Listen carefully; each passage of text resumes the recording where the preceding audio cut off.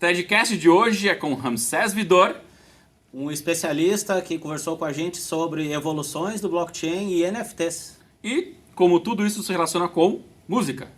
Confiram.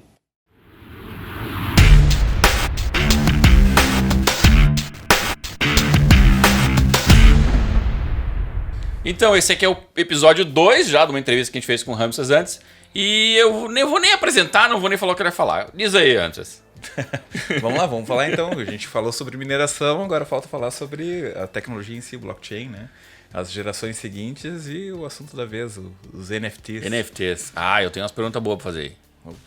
Ah, que legal. Eu tenho acompanhado ali e tu falou assim, meu Deus do céu, o que tá acontecendo? Espero que eu tenha me preparado o suficiente, então, pra responder todas elas aí. Então, vamos começar do básico, né? Pra quem não tá familiarizado, o que é um blockchain, o que tem a ver isso com criptomoeda, o que tem a ver com Bitcoin, que todo mundo fala. Sim. De onde que saiu isso? O que é isso, essas coisas, esses termos? Assim, o termo blockchain em si, ele não foi uma coisa que veio definida junto com o Bitcoin, né? Ele foi um jargão lançado pelo mercado para definir o protocolo do Bitcoin. Uhum. O Bitcoin foi, como todos sabem, foi a primeira cripto que surgiu, foi introduzida aí pelo Satoshi Nakamoto. O famoso Satoshi. Ninguém conhece. Ninguém conhece. Alguns clamam ser, mas ninguém sabe se é verdade. Eu vi um boato aí, tipo, que poderia ser um cara que faleceu há uns 6 anos atrás. Existe essa possibilidade. Tem um documentário bem interessante, eu não sei se tu assistiu, Inácio, o Banking on Bitcoin. Sim, eu já vi. É bem legal e inclusive fala sobre esse cara que ele contraiu uma doença... Contraiu uma doença não, na verdade ele é genético. Genético dele, né? Degenerativo. E existe suspeitas de que ele fosse o Satoshi também, né? E existe também rumores de que era um grupo de pessoas. E também tem...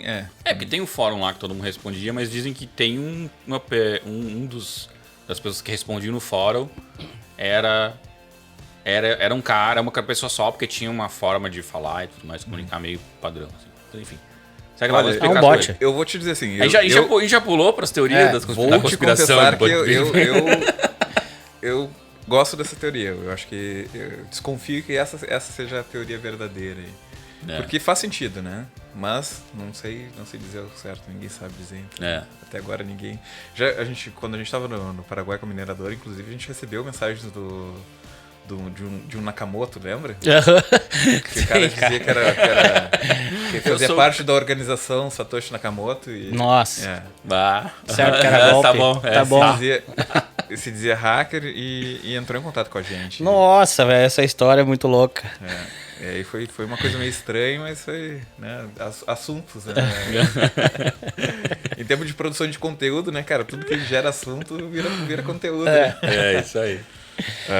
Mas, bom, falando sobre a evolução da mineradora, e depois que eu saí da mineradora, eu construí um gateway de pagamento e tudo mais, e comecei a trabalhar exclusivamente com blockchain, né? Hoje eu trabalho 100% com blockchain, e sempre estudando, né? E acompanhando as evoluções do blockchain. Uhum.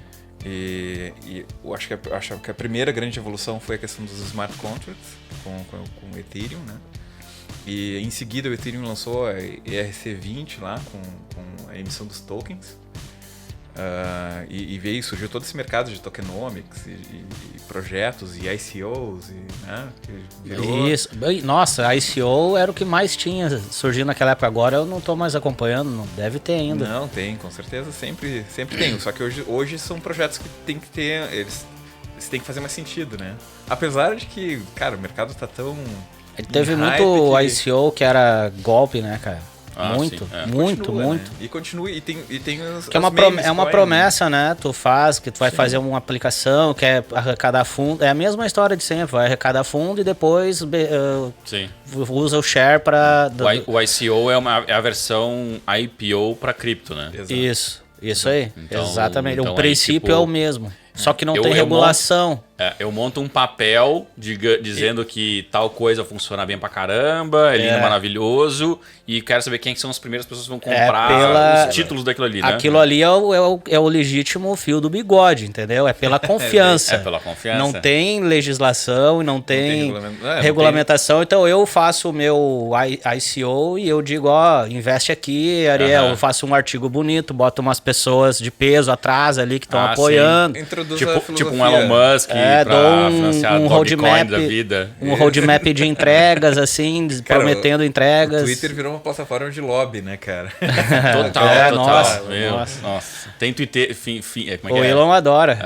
CryptoTweet lá que... Quando baixa... começa a xingar todo mundo que é mão da alface. Aí vira os... vira uma bagunça aí, meu.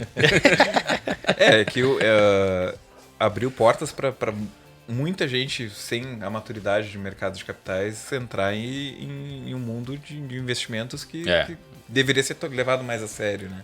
Então, em Ramses, essa mudança, essa evolução do blockchain que tu trouxe, da questão do token, dos contratos inteligentes, isso podemos dizer que o NFT roda em cima disso? Ou o NFT é isso? Na verdade, o NFT ele é isso. Ele aproveita a mesma estrutura dos smart contracts e ele é uma convenção, né? Da mesma forma como surgiram os tokens lá, via um request for comments do Ethereum, o ERC20, surgiram os tokens, né? Para tu conseguir tokenizar praticamente qualquer tipo de ativo, commodity ou qualquer outra coisa. Isso quando tu diz poder tokenizar qualquer coisa... É quando dentro daquela minha cadeia de criptografia, que uma representa a parte da outra, um esquema assim, e aí dentro lá do conteúdo tu pode colocar o que tu quiser, isso. Isso, imagina que assim, uma empresa ela tem uns shares cotas. Capital, né? As cotas. Pode chamar de cotas. Tu pode, por exemplo, para quem tem experiência com contrato social, com as cotas de uma empresa, isso para falar da forma mais simples, né? A porcentagem, o percentual de dividendos ali da empresa pode ser tokenizado, por exemplo. Né? A gente pode ter uma emissão lá de 100 tokens e cada token representa 1% da empresa e o fluxo de receita com lucro ou prejuízo também é definido dentro de um contrato inteligente desse token, né? Sim. Desse ecossistema desse token. E o token ele é uma convenção, né, que veio do ERC20 e o NFT também. O NFT é a mesma coisa, segue utiliza o mesmo ecossistema lá do Ethereum, Smart Contracts e tudo mais, só que ele é um formato onde tu consegue anexar dados e fazer com que esse token ele seja único e ele não seja intercambiável, né, que ele seja de uma única titularidade ou compartilhado entre uma sociedade de indivíduos, né? Essa questão de anexar dados dentro do token. Isso. Ou relacionado ao token. Não, dentro do token. Dentro do token. Esse é um dado imutável. Depois que tu botou o dado ali, ele se torna imutável. Sim. Isso entra no mesmo, digamos assim, no mesmo funcionamento convencional dos contratos inteligentes do Ethereum, por exemplo. Exato. Ele é um contrato inteligente. O NFT ele é um contrato inteligente, só que ele segue a convenção do RC 721, que é basicamente... Que teve essa adição desse... Que teve a adição desse recurso. Adicionar o recurso de ser um item único e intercambiável. Não ser intercambiável, né? Não ser intercambiável. Ele não é um token que tu consegue trocar por valor. Ele é um título. Mas tu consegue transferir para outra pessoa. Ele é transferível. Sim. É como se fosse uma escritura pública que tu consegue transferir a titularidade daquele ativo digital. Basicamente isso. Sim, mas se tu consegue dizer que aquilo ali é o título do recurso, sim. Ele tem valor pelo aquilo que ele representa, né? Isso, exatamente. O valor, mas ele é um valor que não é definido por oferta e demanda, né? Ele é um valor que mais abstrato, né? Sim. É tipo uma obra de arte que... Sim, porque a obra de arte quem vai definir o valor tu dá o valor, tu diz... Quem fez diz o valor, e a pessoa que vê valor naquilo compra ou não compra, baseado no que ele quer, né? Mas aí isso, beleza, quando tu for usar o NFT para fazer venda das tuas obras de arte, por exemplo, tu vai definir o valor daquele token ou Sim. daquela obra de arte, né? Sim. Se tu tá fazendo, por exemplo, share de empresas, né, fazendo analogia das cotas com tokens, tu vai dizer, ó, inicialmente nossos tokens aqui, para quem quiser comprar os tokens da empresa, cada token vale R$2. Mas no futuro esses tokens podem variar de valor de acordo com a Mas demanda não vai muito da questão de valorização ou não. A empresa pode valorizar ou não, e isso depende da performance dela como empresa, né? No caso do NFT, ele é um pouco diferente. Imagina assim, ó, se tu me empresta R$100, eu tenho que te devolver R$100. Tu pode me dar uma nota de 100 e eu te devolver 2,50. Aí trocamos R$100 por R$100, certo? Uhum. Mas se a gente trocasse um apartamento, por exemplo, tu me dá um apartamento e fala assim, quando tu tiver condições, tu me dá outro apartamento. Aí tu me deu um apartamento de 100 metros quadrados com localização X, e eu vou lá te devolvo outro apartamento, mesma metragem, né? Mas só que numa localização Y. Então a gente não está trocando uma coisa que vale a mesma coisa, que são equivalentes. Sim, porque Entende? não são iguais, elas não representam um valor igual, digamos assim. Ela não tem. É diferente de uma nota. A nota são duas.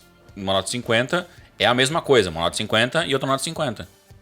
Exatamente. Né? É isso aí. Uma obra de arte é esse Funko aqui, esse bonequinho, são coisas diferentes, apesar de talvez eles possam ter valores iguais. Exatamente, que é justamente a definição da fungibilidade, né? É isso o grande diferencial do NFT. Então não é só por questão da especulação de valor e tudo mais, é também pela questão de fungibilidade. Né? Uhum. Inclusive tem questões sobre o valor, que o sobre o valor é uma viagem gigante que tu pode entrar. Por exemplo, esse bonequinho, se eu tiver um outro bonequinho igual esse aqui pode custar mais caro do que o outro que tá aqui. Porque, por exemplo, esse aqui o antigo dono dele podia ser o Finn, o ator que fez o Finn lá, não esqueci o nome dele. Mas enfim, podia ser ele. Bom, mas ele vale mais porque era daquele. É a mesma coisa, sei lá, com um carro. Tem o Corvette X e o outro Corvette Y. Mas esse Corvette era do Elvis Presley. Então, esse vale muito mais dinheiro, né? Esses são os valores intangíveis e infundíveis. Infundíveis, exatamente. Tu pode pode copiar o produto, o Corvette do Elvis Presley, mas não vai ser o Corvette do Elvis Presley. Nunca vai ser. Nunca vai ser. Vai ser igual, assim, uma maçaneta quebradinha igual, mas não vai ser o valor. Sim. E assim, a grande sacada do NFT é justamente trabalhar essa questão da incógnita dos colecionáveis, né? As novas gerações hoje, elas estão muito no digital, né? Imagina, hoje o meu filho está com 2 anos, eu não sei o que vai ter valor colecionável para ele no futuro com toda essa imersão digital, né? Uhum. Antigamente, por exemplo, se a gente for pegar no Music Business aí, por exemplo, eu tinha paixão por ter um LP, né? As pessoas hoje dão muito valor ao LP e tem essa questão. Não sei se meu filho vai dar o mesmo valor, né? Pois é, cara. Ele nem vai saber o que é um LP, né? Sim. Não sei. Esse caminho é um caminho muito novo e eu ainda não estou habituado com ele, né? Confesso que não investiria muito em uma coisa digital. Por exemplo, se tu usar para jogos, né? Onde tu pode adquirir um item de um jogo que vai te dar mais poder ou não sei o que, ou só vai trocar a skin do teu personagem, ele vai ter um valor e é digital. Eu poderia ganhar aquilo de aniversário, por exemplo. Né? Sim.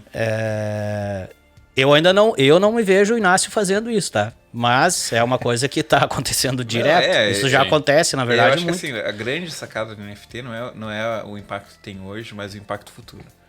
Porque nós, né, nós somos acumuladores, né? Nós somos colecionadores, né? Nossa natureza é de colecionar coisas, né? Ou por causa de um gatilho de memória, de algum momento da nossa vida, alguma coisa que traz uma sensação de, né? E o NFT, ele traz isso para o universo digital, né? Traz isso para todo esse universo virtual que está se criando e se consolidando cada vez mais. As pessoas estão cada vez mais imersas no digital. Né? Então, eu acho que é mais de enxergar além, né? Enxergar daqui, sei lá, 10, 15, 20 anos. As novas gerações e como é que as novas gerações vão receber. Uma coisa que eu acho interessante a respeito do NFT é que, por exemplo, coisas digitais que antes eram replicadas de uma maneira muito fácil. Tipo, tu tinha uma foto, tu cria 1 bilhão de arquivos, 1 zilhão de arquivos, infinitos arquivos, iguais àquela mesma foto. Né? Eu acho que essa questão do token, do NFT, tu acaba meio que trazendo do mundo real a unificidade de uma coisa Exatamente. pro mundo digital. Tipo, um produto real, ele é único. Tá? Isso constrói as teorias sobre que esse mundo existe, mas enfim. Mas isso não... É café gente, que tem aí. Pra gente não é relativo aqui. Um chazinho, rapaz. Mas tá trazendo pro mundo digital algo que o mundo real tem né? Eu acho que o único ponto ali que eu acho que talvez falhe é que assim, toda essa imutabilidade, essa unificidade daquele elemento depende de uma plataforma sustentar aquilo, né? A grande vantagem é de ser uma plataforma descentralizada. E descentralizada. E a questão de ser descentralizado faz com que muita coisa tenha que acontecer no ecossistema para que aquilo ali se desestabilize. Uhum. Então, é essa a grande questão também das evoluções dos blockchains, né, que trazem a descentralização, que faz com que a gente consiga ter mais confiança naquilo, porque tu sabe que, imagina só, num sistema financeiro normal, né, a gente tem uma empresa de capital aberto, por exemplo, ela tem uma administração, né, essa administração ela é delegada por uma classe abaixo da diretoria, que tem que prestar contas com uma contabilidade, que tem que prestar contas com uma auditoria. Imagina que no sistema descentralizado tem todas essas camadas de forma natural. E muito mais camadas, né? Então tu tem muito mais camadas que eles fazem toda a auditoria daquilo que está acontecendo em cada ponto. Esse é o core do blockchain, né? A moral de ser descentralizado e ele se regular, a capacidade computacional dele ser regulada baseada no consumo da própria plataforma. Sim. Matematicamente autoescalável. Entendeu? Sim. Então, se tiver menos gente usando, não precisa de tantos nós, então tu reduz a dificuldade da rede, então ele se adapta e processa as mesmas coisas com menos... com menos capacidade computacional. Sim. Então, esse é o core do funcionamento do... Sim, não que não exista o risco, né, de se extinguir. Óbvio que existe, mas aí é pouco provável. É possível, mas pouco provável. Talvez vai ter que extinguir um nível de eventos e coisas que existem hoje no mundo tão grande que, tipo, não vai fazer sentido mais nada. Não vai fazer sentido ter mais propriedade porra nenhuma. Tipo... o que eu acho vai ser a selva. O que eu acho legal do NFT, por exemplo, para mim, né, como um possível usuário e consumidor, seria consumir outro tipo de material digital. Por exemplo, para mim, consumir coisas de jogos não tem valor, mas consumir, por exemplo, música, ou um filme, ou um streaming de filmes, ou fazer com NFT, ou streaming de músicas, isso aí é uma coisa que a gente já está mais habituado a pagar. Né? Hoje todo mundo paga o Netflix. Mas tu não tem posse Spotify, de nada que tá ali. Não tem posse de nada. Porque tu paga um aluguel. Isso, é diferente. Isso. E assim, não só para replicar, por exemplo, na indústria, no music business, como a gente conhece ele hoje, né? As gravadoras elas lançam edições ilimitadas de álbum, por exemplo, né? Que são itens colecionáveis. O NFT ele replica, além de replicar isso, ele também dá a possibilidade de o artista não precisar não precisar de um contrato com uma gravadora. Ele mesmo lança o projeto dele como se fosse lançado dentro de uma plataforma de crowdfunding. Tu diz o projeto seria o quê? Um disco novo? Um disco novo, um single, um EP, um álbum. Ele pode lançar um formato NFT e também oferecer a possibilidade dos fãs que apoiarem o projeto e comprarem esse NFT receberem um share dos royalties. Apesar de ser uma coisa meio complexa, porque nós temos órgãos regulamentadores que tudo que gera dividendos ou recebíveis... Seria um ICO? ISO? Tipo, Initial Song Offer? Olha, vamos ter... vai lembrar esse termo aí, cara. Já vamos fazer uma RSC. Opa, deixa eu registrar aqui. ISO, Registrado, hoje é 14 de setembro de 2021 e esse termo é de propriedade de Aurélio Pichar. E aí, cara, a questão de se resolver a complexidade de se ter um token ou qualquer coisa que tenha movimentação, fluxo de caixa que se chama, né? Tem que ter o aval de um órgão regulamentador para poder autorizar isso aí. Essas coisas já estão entrando, né, no imposto de renda. Hoje tu já tem lá uma perguntinha, tu tem moeda digital, por exemplo? Sim, tem. Eu não tenho. Tu tem? Pô, eu trabalho com isso, né? Então, aos poucos vai se regulamentando essas questões, né? Mas a gente cai sempre nas mesmas barreiras, né? Onde não tem a regulamentação, né? Como fazer, né, para ficar legal. Nasceu, a gente teve um projeto de token também que mas foi barrado na regulamentação. Tu não precisa de regulamentação, meu. A regulamentação só atrapalha. Deixa o governo de fora dessa história, tá? Deixa ele lá cobrando imposto. Cara, mas pensa assim, ó, o livre mercado ia adorar o blockchain. Mas ele adora. Isso. Se tivesse Tanto num se país o blockchain, então ia se ser fantástico. Se popularizou, né, cara? O blockchain, a gente até... Isso foi uma dificuldade para nós, para a gente conseguir investimento lá, né? Uhum. Que o blockchain era a solução das plataformas de Deep Web, né? Era visto como sempre algo negativo, né? Mas era... Com tretas por da desconhecimento. internet. Óbvio. Por conteúdo exatamente produzido por aqueles que não estavam interessados em compartilhar aquilo ali por dois de uma forma fatores. certa. São dois fatores, né? A questão cultural e da maldade das pessoas e a questão de conhecimento, né? É o mesmo lance aquele da faca, né? Tu pode usar a faca pra machucar alguém ou pra botar manteiga no pão. Mas a questão é essa. Como é que o traficante hoje compra cocaína lá do país que produz cocaína? É isso que eu tô dizendo. É com dólares. Agora tu vai parar de usar dólar. Não, porque os traficantes lá estão... Toda a tecnologia a gente vê aí, né, cara? Eu acho que o maior exemplo disso aí foi a energia nuclear, né, cara? Que foi criada... Exato, o princípio é o mesmo. Mas foi utilizado para fazer um grande mal, né? Exato, então, o princípio é o mesmo. Que a gente cria tem... A analogia é a mesma. Isso que eu quero dizer. A analogia é a mesma. Mas eu acho que se eu não me engano, a energia nuclear foi exatamente o contrário. Foi criado para fazer uma bomba e depois virou energia nuclear. Não foi criado... Não, foi o contrário. A energia nuclear foi na verdade, foi Einstein que fez, né? E usaram para produzir a bomba. Mas antes de fazer as usinas já fizeram bomba, né? Não foi? Acho que a TNT também teve... A Dinamite também teve esse negócio, que eu acho que até o prêmio Nobel é por causa do cara que desenvolveu a TNT, se não me engano.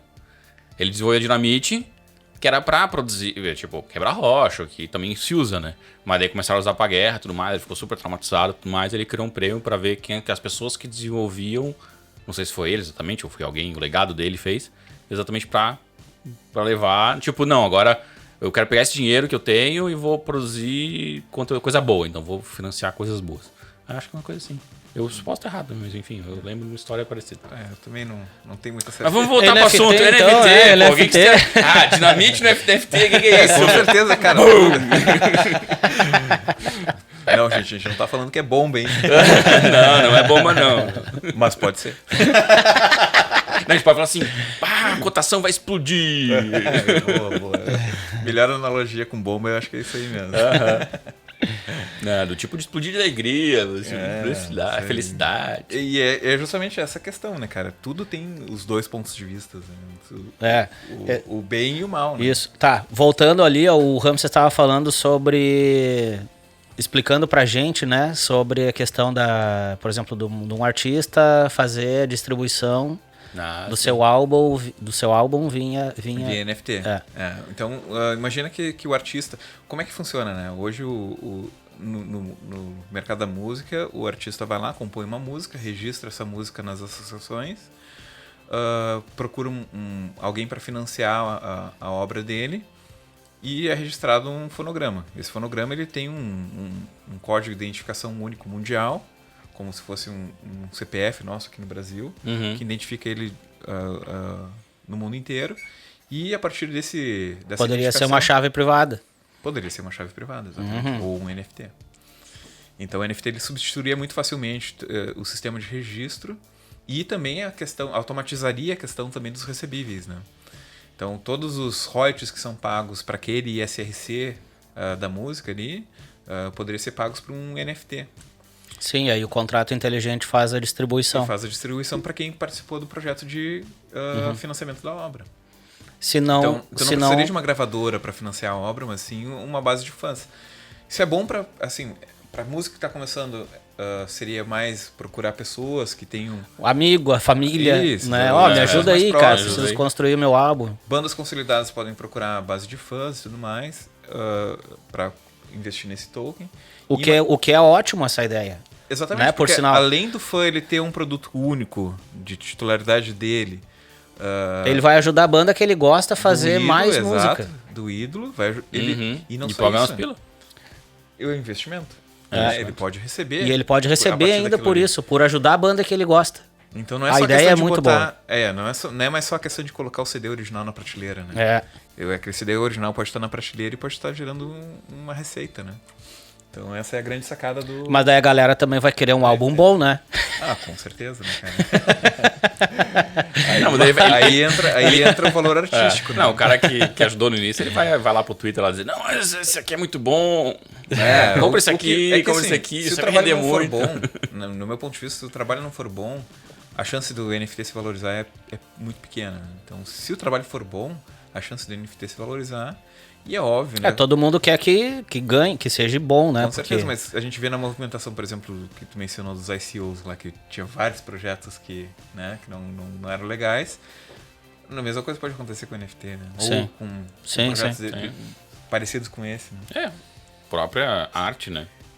Tu pode comprar uma obra de arte achando que é algo fantástico. Que é o que já está acontecendo, E na que verdade, né? no futuro, esse hype de um NFT. artista, sei lá, era um coworking de artista, o cara nunca mais produziu porra nenhuma, o cara saiu, foi virar, sei lá, analista de mercado. Trocou de área, foi pro TI.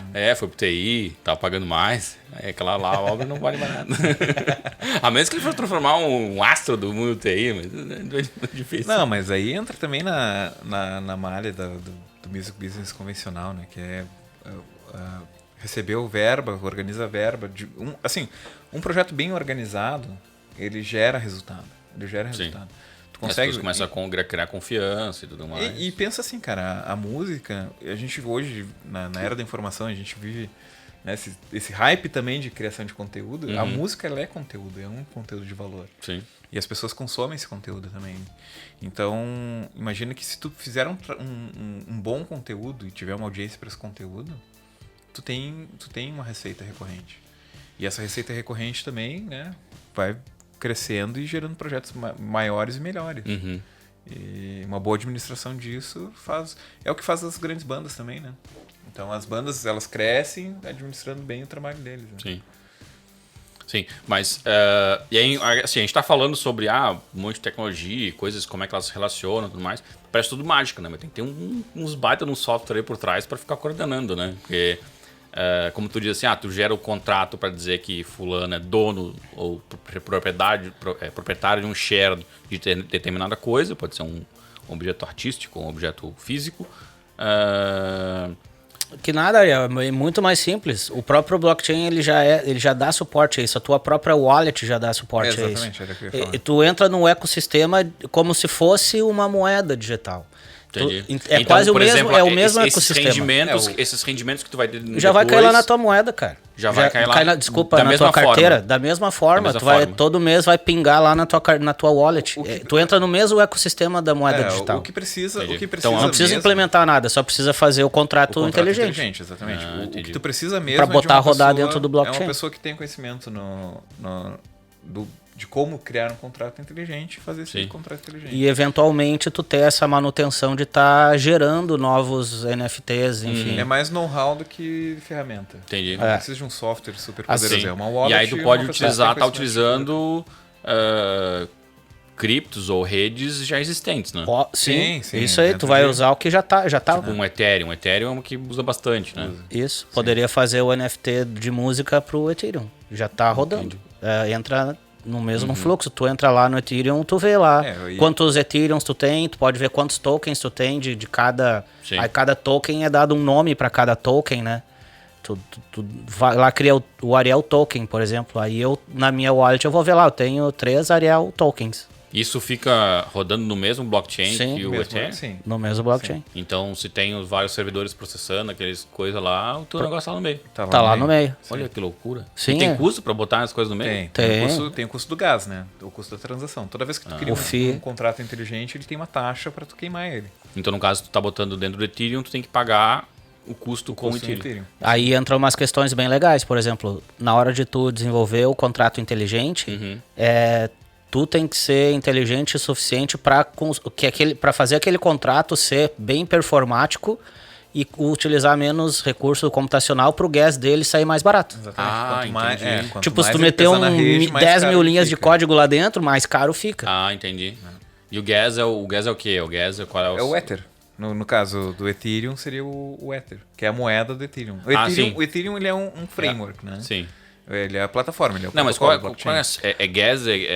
Gas é gas mesmo, não é uma sigla. É o que a gente chama gas.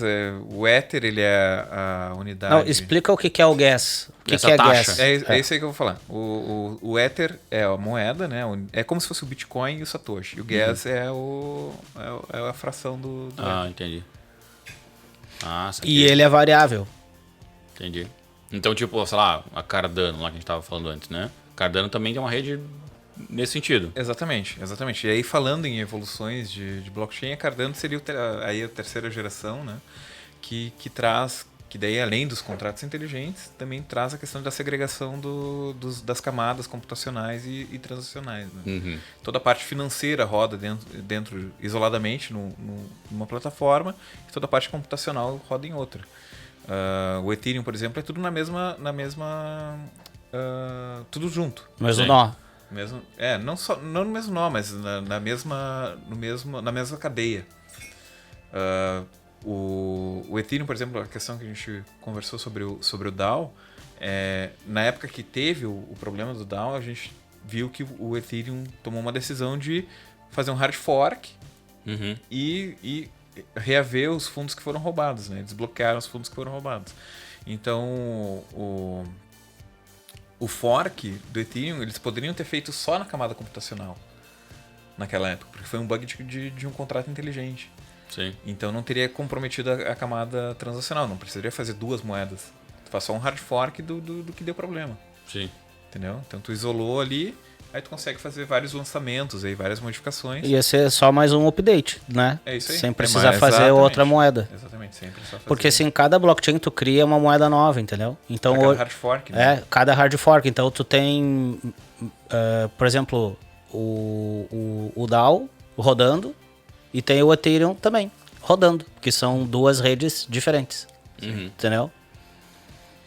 Essa é a terceira geração, aí. Estamos esperando pela Sim. quarta. Né? E aí, por exemplo, se der uma besteira lá com o Cardano, eles criam lá um hard fork da parte computacional. Da parte de computação, isso. Tá. E aí mas o Cardano continua seguindo a mesma linha. Cardano continua seguindo a mesma linha.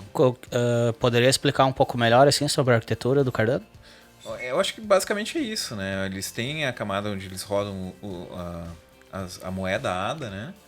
E eles têm a parte onde eles rodam os contratos inteligentes.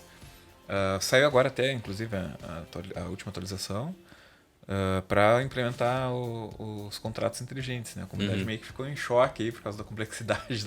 Foi por isso então que deu essa queda. Acredito que sim. Eu acho que a atualização com o Alonso aí foi meio chocante, porque se tu pegar os contratos inteligentes em Ethereum, por exemplo, ou outras derivações, por exemplo,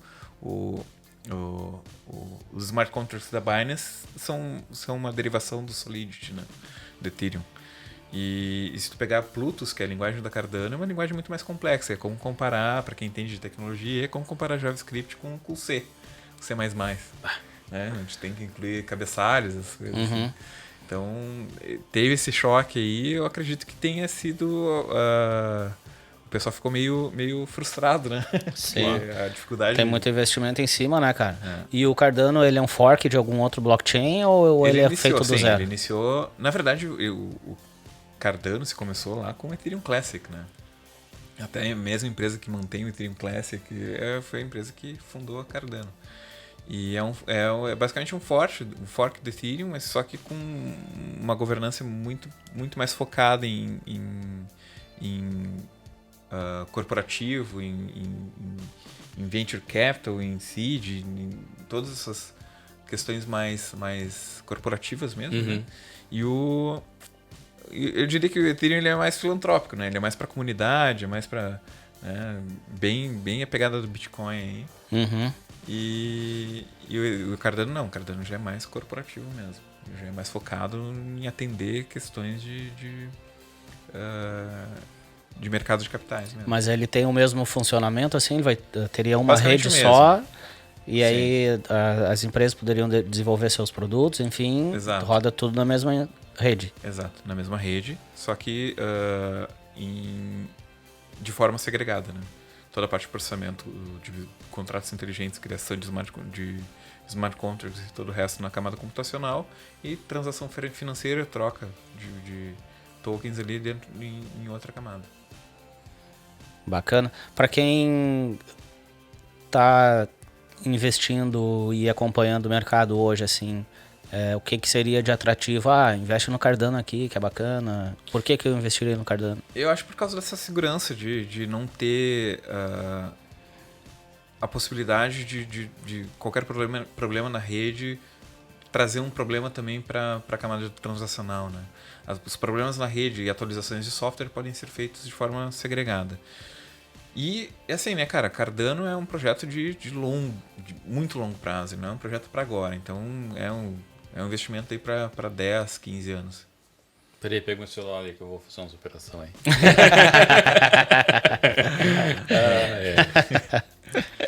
Eu acho que... Não, eu não tenho criptomoeda, viu? E com relação a essa, digamos assim, frustração da galera de quando viu o resultado lá para começar a criar contrato inteligente dentro do Cardano, com a frustração dessa complexidade, está se pensando em mudar isso ou eu acho que vai ficar assim, whatever? Não. Vamos criar um framework lá para implementar. Eu acho que tem a evolução, né, cara? Eu acho que as linguagens, elas evoluem, né? Então, eu acho que não só a linguagem, todas as tecnologias, elas evoluem e tem muito ainda para vir. Por isso que eu digo que, assim, é um investimento de longo prazo. E é um investimento que foca mais no corporativo. O time da Cardano não está muito preocupado com a questão especulativa. Eles são mais preocupados com o que eles estão entregando de tecnologia, o que eles estão agregando de valor para a sociedade como um todo. Então o negócio dele é mais smart contract mesmo, não é a parte dos pila que a galera tá colocando. Eu acho que toda a questão, todas as soluções financeiras e de commodities e de ativos, né? Não só isso.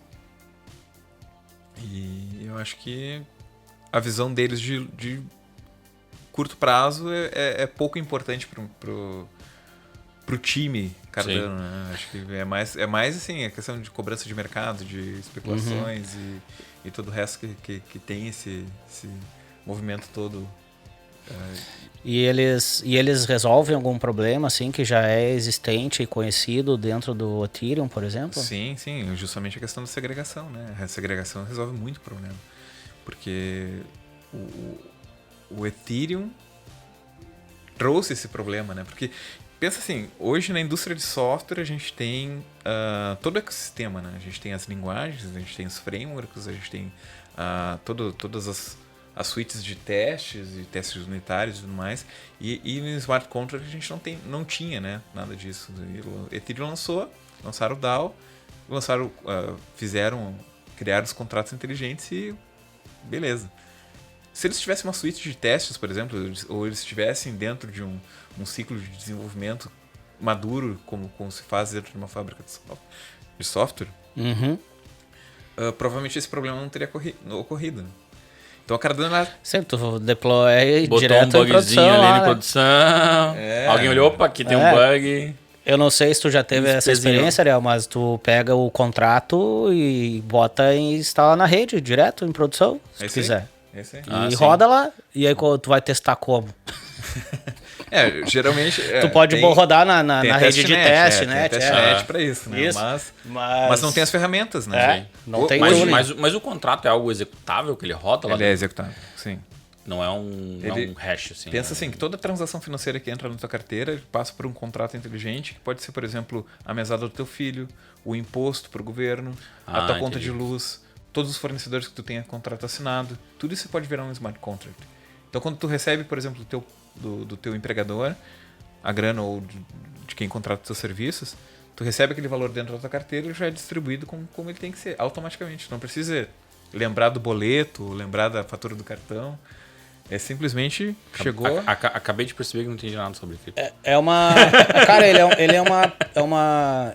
Dá pra se dizer que é uma plataforma para rodar outros softwares. Entendi. Exatamente. Isso é outra questão também que foi introduzida na segunda geração dos blockchains, que são os aplicativos descentralizados. Né? Isso é muito legal. Eu gosto muito dessa parte, particularmente falando. Porque assim, hoje todo mundo quer ter algo escalável, né? Aí a gente tem cloud, a gente tem infraestrutura escalável como software, né? Agora tu imagina a gente ter infraestrutura descentralizada. Sim, cara, imagina. Que daí é um negócio muito mais louco. E vamos falar um pouco sobre a loucura, então. Meu Deus. Meu Deus. Cadê a cachaça? Foram prontos cachaça hoje. Meu Deus. Que tem uma questão, cara, porque assim, ó, eu tô entrando agora no mercado de música, né? Então, e estudando o mercado de música, eu comecei a pensar como engenheiro de software, né? Porque se a gente parar pra pensar, a gente produz código. Esse código é executável. A gente só não tem como auditar isso, mas no blockchain a gente consegue. Então imagina que um aplicativo descentralizado que eu uso, eu posso ser remunerado por execução. E de forma automática, porque é um contrato inteligente. Agora imagina tu usando software que não tá na cloud. Ele tá distribuído... Ele tá numa cloud abstrata, né? Não. Isso, exatamente, eu acho que uma cloud... Uma cloud abstrata. Só que o hardware que tá plugado lá não tá num centro da Google, comum, né? Isso, é de um usuário comum. Pode ter em casa, e aí em casa lá rodando os smart contracts então, lá, e eu ficar recebendo os pilinha pro que o outro lado existe uma iniciativa, nada, não é a palavra certa, vou falar de novo. Existe uma aplicação chamada IPFS, que é o Interplanetary File System. Sim. Ou seja, é um HD gigante, tá? Que cada pessoa é um HD descentralizado que está espalhado pela comunidade inteira, nas máquinas das pessoas, onde tu pode armazenar arquivos lá. E esses arquivos, tu tem a propriedade dele, é como se fosse o funcionamento do blockchain, só tu tem acesso a ele, ou tu pode permitir que outras pessoas tenham acesso.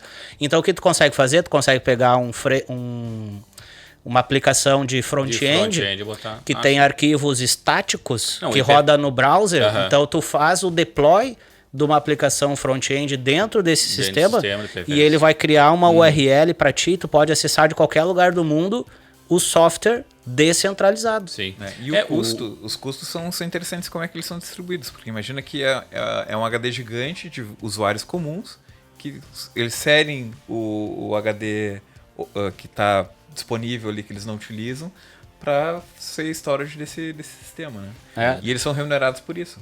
Então eles são remunerados por espaço em disco. Então dá, digamos, pra minerar com um HD. Não precisa mais de placa de vídeo. Viu, galera que fica comprando placa de vídeo na internet? Tem outras, usa o HD agora. Sim, tem storage, tem storage, tem banco de dados distribuído, descentralizado, desculpa. Sim. Aqui a gente adora falar distribuído, mas não é distribuído, ele é descentralizado. É diferente de cloud. São conceitos diferentes. Entendeu? Sim, mas pra explicar assim, de maneira mais rápida... Digamos assim, todo sistema descentralizado ele é distribuído, mas nem todo sistema distribuído ele é descentralizado. Exatamente, é isso aí. É isso aí. Mais ou menos isso aí. Mais ou menos isso. Sim. E é bem bacana, daí agora imagina, pelo visto o Cardano tá curtindo essa parada e evoluindo os recursos de rodar contratos inteligentes, né? Porque o contrato inteligente, querendo ou não, ele tem uma limitação para rodar dentro uma limitação de recursos para rodar ali dentro do Ethereum, por exemplo. E se tu abrir o leque de recursos que esses contratos tem a possibilidade de utilizar, então tu consegue criar aplicações mais complexas. Aham. Daqui a pouco tu cria serviços ali dentro, em vez de criar uma arquitetura de microserviço lá na AWS. Exatamente. E aí entra a questão também de execução de código. Por exemplo, hoje a AWS já implementou serviços de serverless, né? Tu consegue Sim. colocar teu código para ser executado. E agora imagina isso aí de forma distribuída, onde tu consegue agregar, trazer valor para a execução do teu código. Então, tu pode ser o contribuidor do código e as pessoas que compartilham a capacidade de processamento são remuneradas também. Então, tanto o autor do código quanto os executores, os proprietários de recursos são Sim. remunerados de forma que, né? Além disso também tem outro benefício que é a questão da propriedade, né? O teu código ele vai ser registrado por um hash que ele é teu ou da tua empresa, enfim, e não vai existir cópia desse código. E aí, voltando para a analogia que eu estava falando no início, é como se tu estivesse ouvindo uma música no Spotify, onde toda a execução da música é paga pro artista, né? Que Sim. compôs a música. Então, imagino que teu código vai ser um código de streaming. Teu código roda e tu é remunerado pelo código que está sendo rodado. E aí as coisas ficam bem interessantes. Sim, porque daí tudo entra dentro de um conceito de desenvolvimento parecido com é feito a comunidade open source, Sim. só que no mundo privado e remunerado, gerando receita a partir das contribuições. Sim. Então, mas aí tem um monte de problema de questão de performance, nem todo mundo vai ser capaz de distribuir isso com uma internet extremamente boa, no computador extremamente eu acho que aí é questão de competente, né? Aí, é questão de medir e testar e aprimorar, né? Sim. A gente tá falando de ideias, né? É uma frente nova, uma forma diferente de distribuir software, né, cara? Com certeza tem muito o que melhorar. Essa questão de performance aí, eu acho que é uma delas, sim. Mas é a evolução, né? É a evolução da tecnologia. Sim. Não, é fantástico isso aí, nossa. Não, esse negócio aí imagina tu não precisar pagar pela cloud. Tu paga só pelo consumo do software. Exato. Imagina só, tu vai começar a consumir software como se tu estivesse consumindo luz. Isso. Ligou a luz, tá pagando. Desligou a luz, tu parou de pagar. É a mesma coisa, o software é a mesma coisa. Uhum. Então, já existe muito de software as a service e tudo mais. A própria Pivotal, né?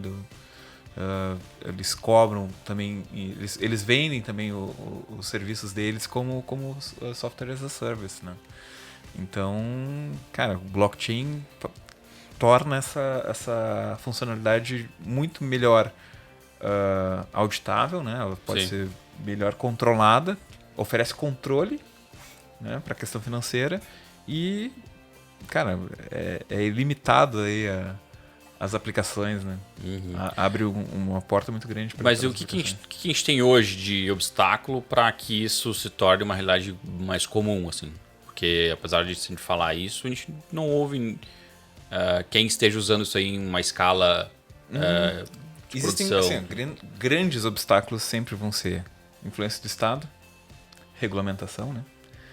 E cultural. As pessoas entenderem a capacidade que elas têm e implementar isso. Pega, por exemplo... Mas recurso, por exemplo, técnico, assim. Tipo, a internet tem que estar num nível... É que assim, a internet já tem um público que utiliza a internet. Então já tem, né? Lógico, tu vai entregar coisas para o público que consome aquilo, né? Sim, de repente usar um 5G agora que vai ter internet de altíssima velocidade extremamente disponível. E já é uma coisa consolidada, né? Já é uma tecnologia consolidada. As pessoas, por mais que não tenha ainda internet no mundo inteiro e uma parcela só que tem acesso à internet, essa parcela já é muito grande para criar um mercado para consumir esse tipo de tecnologia. E tem uma outra característica também que é importante nessa questão, é que assim, quando tu tem o software descentralizado, tu tem os nós espalhados pelo mundo todo.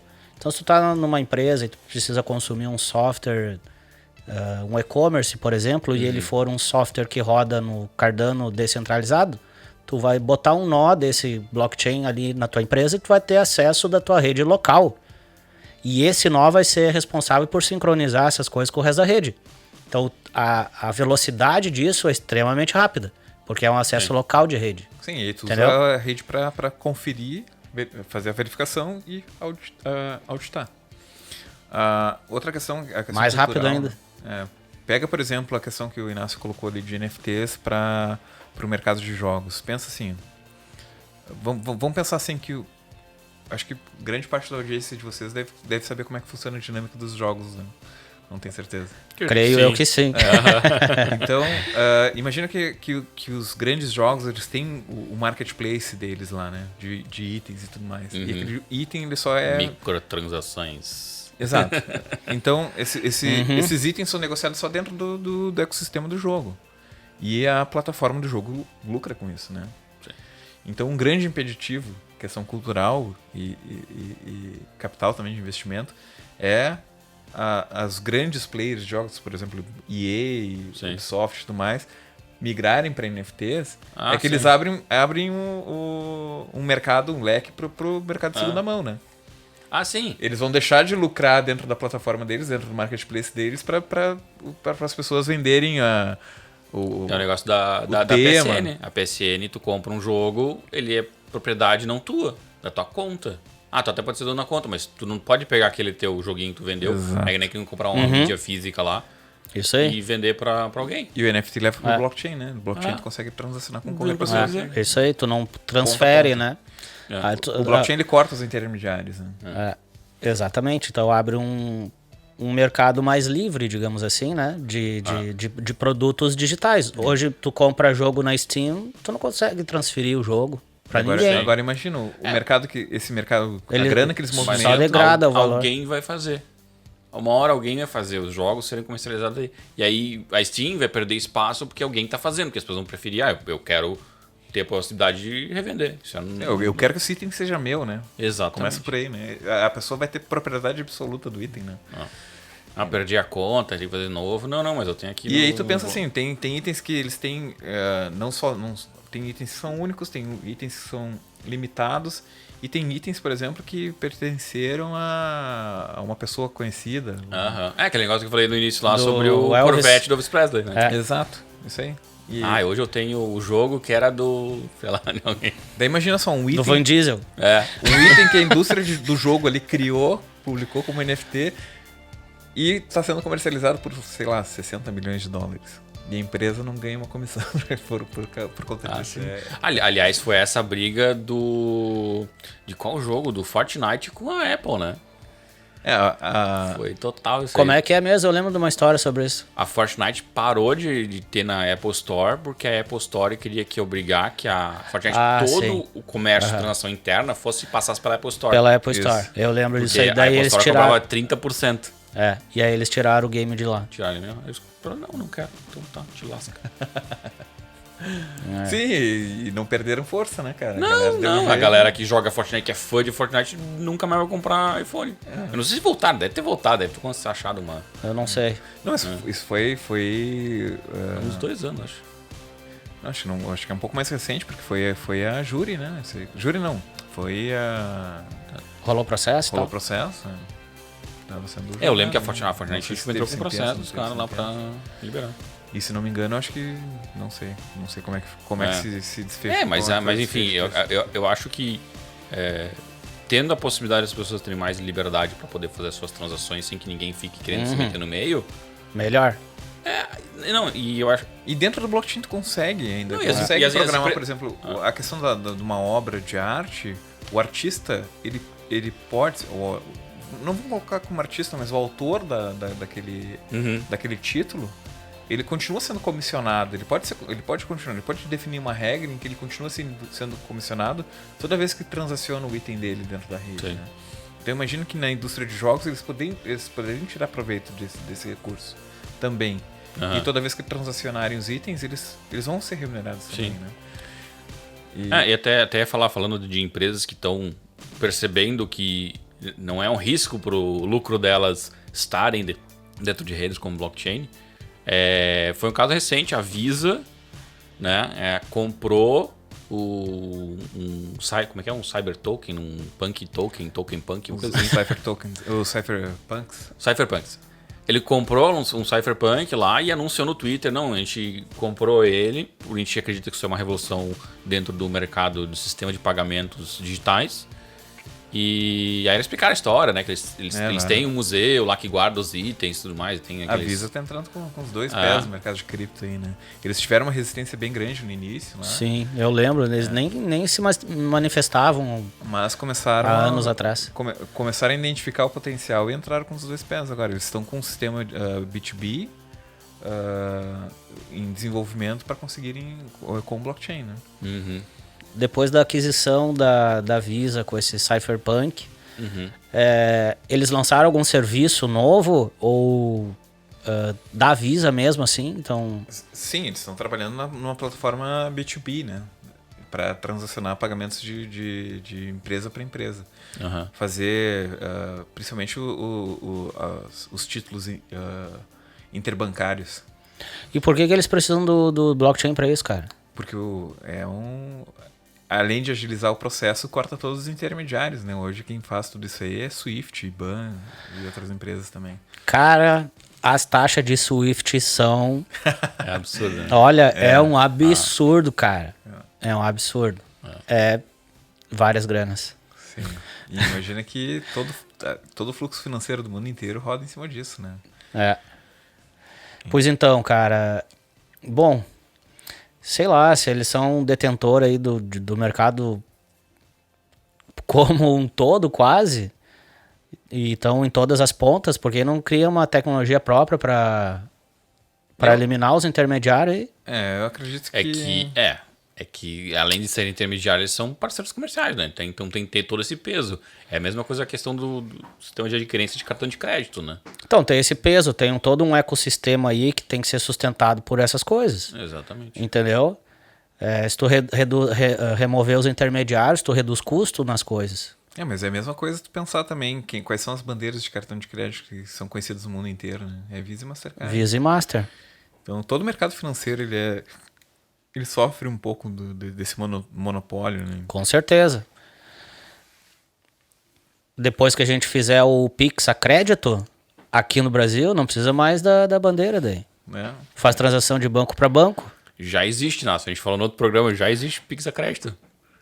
Pega uma conta, deixa zerada com um cheque especial. Não, mas eu quero... Pix, você vai consumir o teu cheque especial. Mas eu quero outro crédito com menos taxa. E agora também tem a questão do... Não, mas daí... O Banco Central limitou os juros do com crédito, outro né? limite. Quero outro limite só para Pix a crédito. Não o limite do cheque especial. Mas aí que tá. Tu não precisa criar um... Eu quero fazer... sistema. Eu quero pagar em 10 vezes.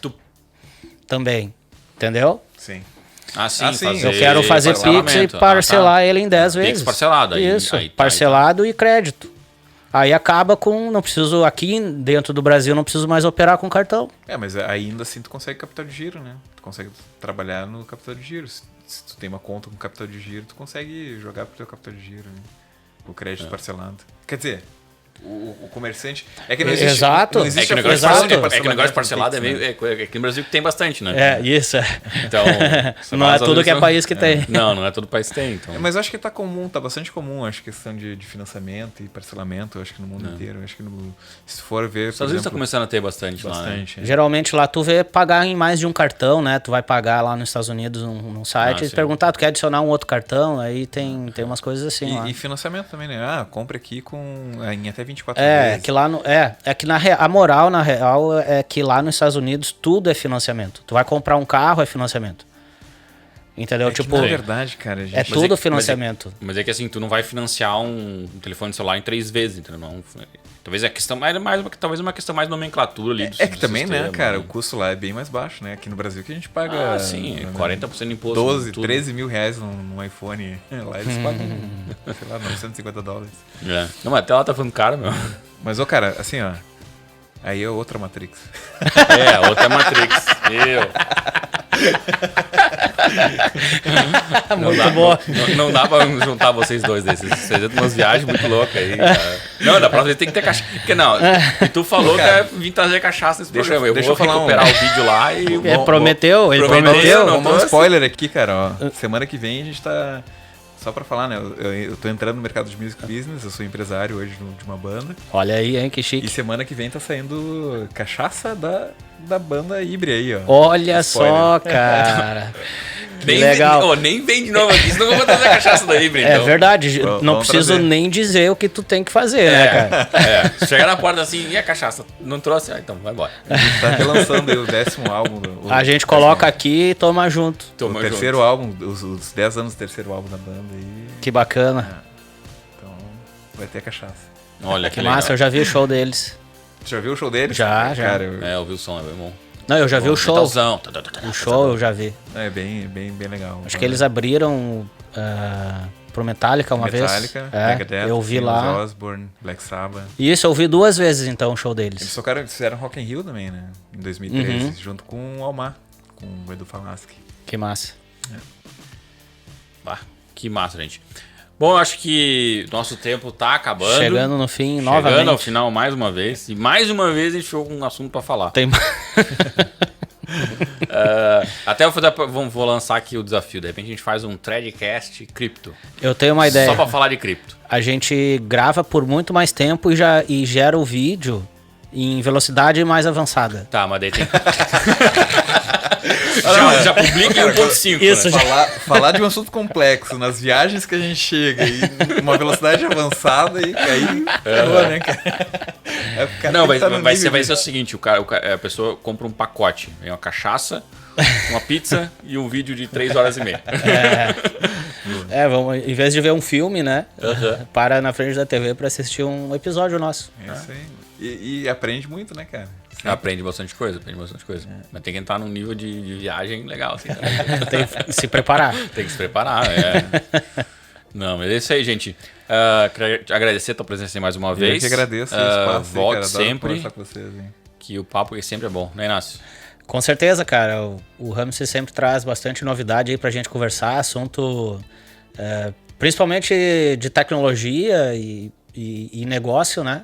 Aham. E que são tecnologias geralmente mais atuais e de ponta que a gente tem vivenciado e não é um caminho, muitas vezes não é algo conhecido por muita gente, Sim. né? Então é sempre bem bacana trazer ele aí pra gente discutir essas coisas. Eu vou falar uma palavra batida. É porque o assunto de cripto e blockchains, etc., é muito disruptivo. Então, pra pegar, tem que dar uns trancos, né, cara? Mas a gente... Mas hoje é bem mais difundido que É bem antigamente. difundido, né? mas mesmo assim, pra quem não tá acompanhando e às vezes não fez a virada do tipo, tá, isso aí. Precisa de uma forcinha, sabe? Tem que exercitar e ser teimoso no assunto. Eu até estava comentando com você sobre a questão de produção de conteúdo. Eu tô com ideia de começar a produzir conteúdo nas minhas redes sociais aí para educar as pessoas em relação a cripto. Até para cara, tentar chegar numa linguagem mais básica possível para conseguir educar as pessoas para até evitar problemas de Fraude, né? De cair em golpes, que é o que acontece muito, Isso é infelizmente. importante informar as pessoas, as posições de incêndio. Eu sinto muita falta exatamente desse conteúdo, sabe? Do tipo, como é que eu mando lá pro meu pai pra explicar pra ele como é que é cripto e quais são as coisas? Ele já caiu em golpe de cripto. Né? Sim, comprou gente, uns negocinhos, essas coisas de comprar que processa outro lugar e tu ganhava dinheiro do nada, sabe? Lembra da mineradora? O Inácio e eu, a gente caiu num golpe de cripto, cara. A gente lançou uma empresa para concorrer com uma pirâmide financeira, lembra, Inácio? Nossa! Foi mais ou menos por aí. Então, Parece que a gente começou porque a gente, a Hash Ocean era aquela mineração na web ali, tu pagava, botava dinheiro, e tinha gente Na ganhando nuvem, muitas granas, e aí era tudo fake por baixo dos panos. Sim. Aí uma hora assim, da noite pro dia, cadê o site da Hash Ocean? Tipo, era um Sumiu. EC2 micro na... Era um concorrente que a gente sempre se baseava ali, né? A gente ia, mas... Vocês nunca conseguiram chegar no nível dele. Não chegava. Mas cara. aconteceu, o Ramses conseguiu vender as coisas que nós tinha lá antes deles fecharem. Por uma sorte do universo, na verdade. que porque a nós gente podíamos viu- ter perdido uma grana lá. É que como a gente estava no mercado, a gente identificou os números e a gente viu que aqueles números eram impraticáveis. Nós fazíamos cálculos matemáticos, né? A gente tem todas Sim. as informações. E é Tu tem o justamente valor esse do gas, conhecimento do que eu quero FII, do não trazer. sei o quê. Entende? E tipo, como é que vai render 20% isso aqui, cara? Não tem como. Não tem como. E Então a é gente esse começou a conhecimento que a gente quer desconfiar. trazer. Eu acho que educar as pessoas, elas entenderem que os números têm que bater Aham. e como é que elas chegam nesses números. Sim. E é bem fácil, é só uma matemática ali. A gente já tem planilha que faz isso. E eu acho que de Vamos repente, fazer um programa nós lançar três e a gente bota mais o Fernando Urich aqui pra falar com a gente sobre isso. Aí, Ó, o convite ficou no ar, hein? Aí, Fernando, pô, chega aí com nós, né, em Porto Alegre. Sei que você mora em Porto Alegre também, ó. Tá aqui, ó, espacinho. Um espaço. É. Ótimo. Então tá. É Feito? isso aí. Obrigado, pessoal. Valeu, pessoal. Obrigado pela audiência aí. Pra quem ficou aí até esse final aí. O assunto foi longo, foi proveitoso. A gente falou muita coisa, né? Ficou coisa pra falar, né? Então, mas não esquece. Quem não segue o canal ainda, né? Se inscreve aí. O botãozinho tá aí embaixo na tela. Gostou do vídeo? Dá aquele joinha. Gosta aí. Manda informação. Dizendo assim, gostei, não gostei. Comentários. A gente sempre gosta de comentários, tá ok? E até a próxima.